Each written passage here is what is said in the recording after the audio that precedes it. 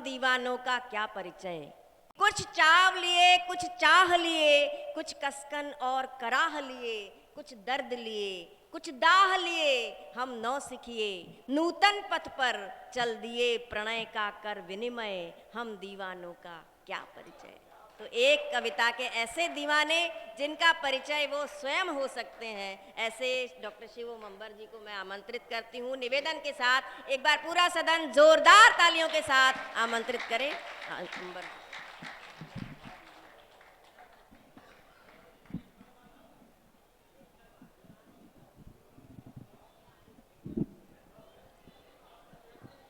हाँ, ये हलचल यथाशीघ्र समाप्त कर लें।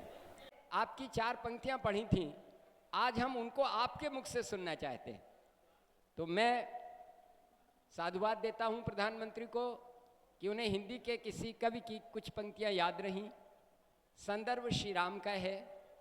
4 पंक्तियों से बात शुरू करता हूं, सुनिएगा आप सब लोग। कहीं से कोई आवाज़ अब बातचीत की ना आए, आप लोग मेरी तरफ मुखातिब हों। राम हमारी शक्ति, हमारी भक्ति, हमारी मति है। राम हमारी शक्ति, हमारी भक्ति, हमारी मति है। राम हमारा कर्म, हमारा धर्म, हमारी गति है। बिना राम के आदर्शों का चरमोत्कर्ष कहाँ है, और बिना राम के इस भारत में भारतवर्ष कहाँ है। बिना राम के आदर्शों का चरमोत्कर्ष कहाँ है, बिना राम के इस भारत में भारतवर्ष कहाँ है।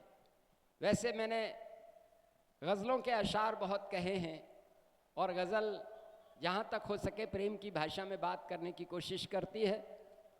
लेकिन पिछले दिनों परिस्थितियाँ ऐसी हो गई इस देश की कि मुझे कुछ क्रोध में पंक्तियाँ लिखनी पड़ी। ऐसी कुछ पंक्तियाँ आपको सुनाता हूँ। किनसे कह रहा हूँ आप समझ जाएंगे क्या कह रहा हूँ। इससे बढ़कर कोई पाठशाला नहीं, इससे ऊंचा कोई भी शिवाला नहीं, और इसमें रहना है तो इसके होकर रहो, देश है ये कोई धर्मशाला नहीं।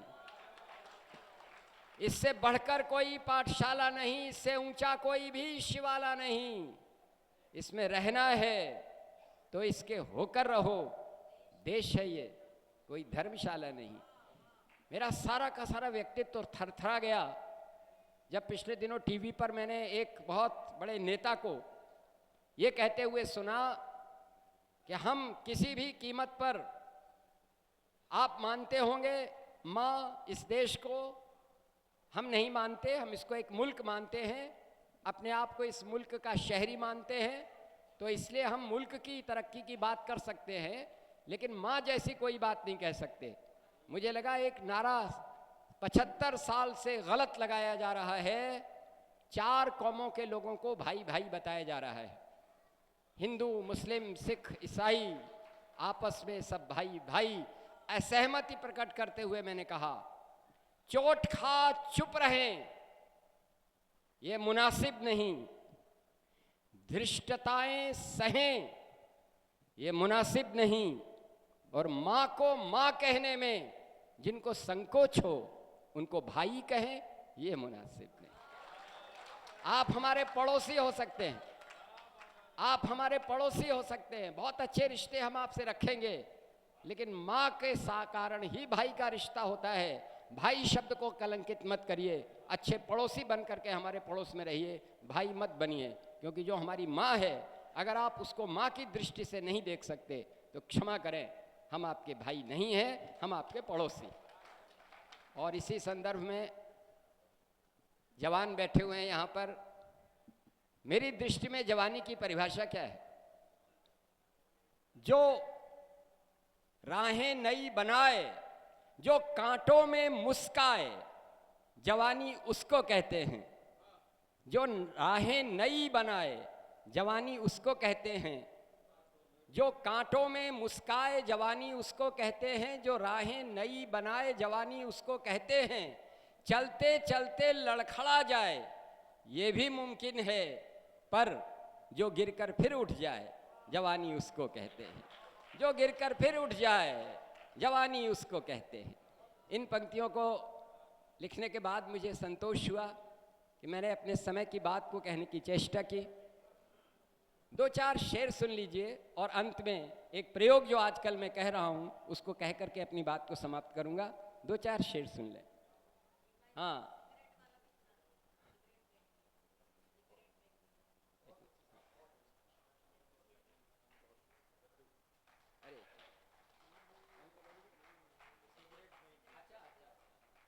ओह, कीर्ति मुझे याद दिला रही है, ऐसा शेर जो मैंने लिखा, मेरे द्वारा लिखा गया,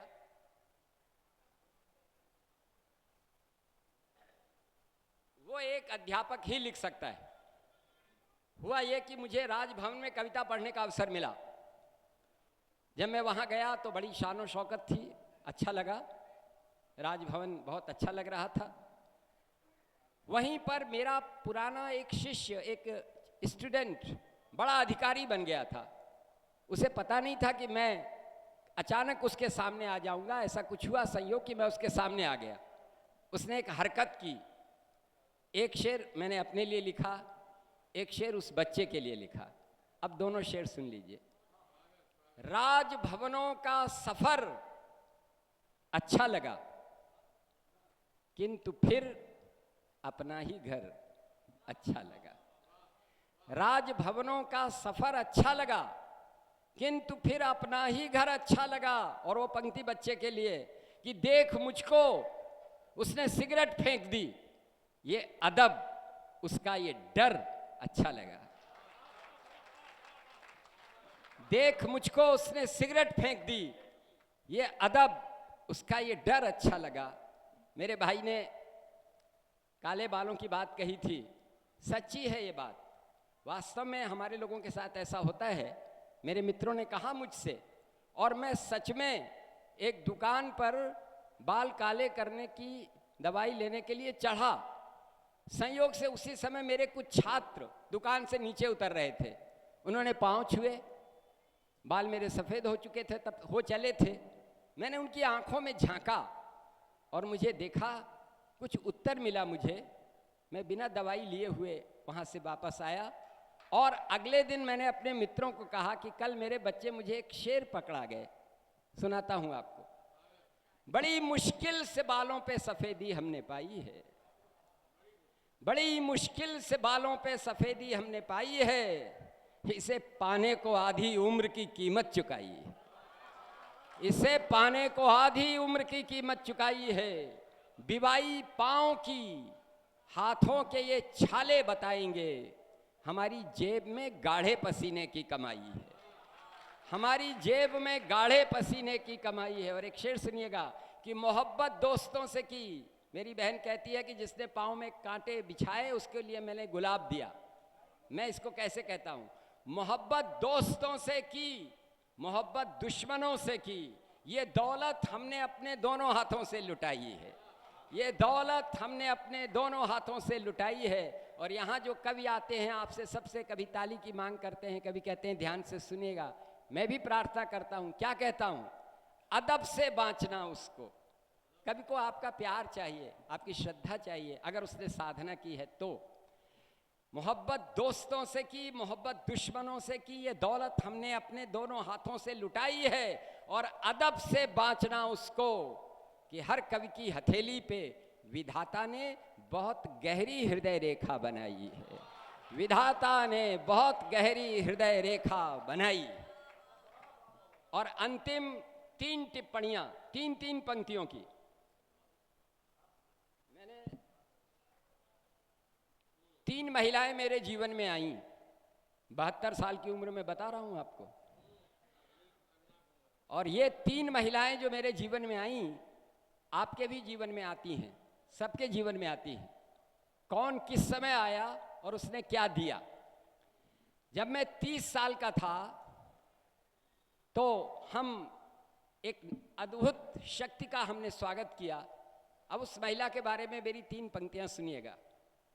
मेरी बाहों में झूल जाती है, मेरी बाहों में झूल जाती है, मुस्कुराती है जब मेरी बच्ची रोशनी राह भूल जाती है, मेरी बाहों में झूल जाती है, मुस्कुराती है जब मेरी बच्ची रोशनी राह भूल जाती है। ये 30 साल की उम्र में आई हुई महिला का मैंने आपको निवेदन किया। फिर मैं 50 साल का हुआ, मेरा बेटा बड़ा हो गया, एक और महिला मेरे जीवन में आई। द्युतिमती का अर्थ होता है झिलमिलाती हुई, वर्तिका आप जानते ही हैं, दीप शिखा को कहते हैं। अब पंक्तियां 3 सुनिएगा। द्युतिमती वर्तिका प्रतीत हुई, ये दूसरी महिला आ रही है जीवन में। द्युतिमती वर्तिका प्रतीत हुई, पांव छूने झुकी जो पुत्र वधू, एक विनय पत्रिका प्रतीत हुई। पांव छूने झुकी जो पुत्र वधू, एक विनय पत्रिका प्रतीत हुई। अब मैं 60 साल का हो गया, अब एक तीसरी आई है, 60 साल में आ गई थी, सबसे खतरनाक महिला है वो, बहुत डरता भी हूँ उससे। उसके बारे में सुनिए। नन्हे हाथों से सर दबाती है, खुद समय से दवा खिलाती है। नन्हे हाथों से सर दबाती है, खुद समय से दवा खिलाती है। मेरी बेटी की बेटी मां बनकर वृद्ध नाना के पास आती है। मेरी बेटी की बेटी मां बनकर वृद्ध नाना के पास आती है। और हमेशा मैं इन पंक्तियों के साथ अपनी बात को विराम देता हूं कि फाकों को भी मस्ती में जीते हैं, फाकों को भी मस्ती में जीते हैं, बस्ती बस्ती फरियाद नहीं करते, सच कहते हैं अथवा चुप रहते हैं, हम लफ्ज़ों को बर्बाद नहीं करते, हम लफ्ज़ों को बर्बाद नहीं करते।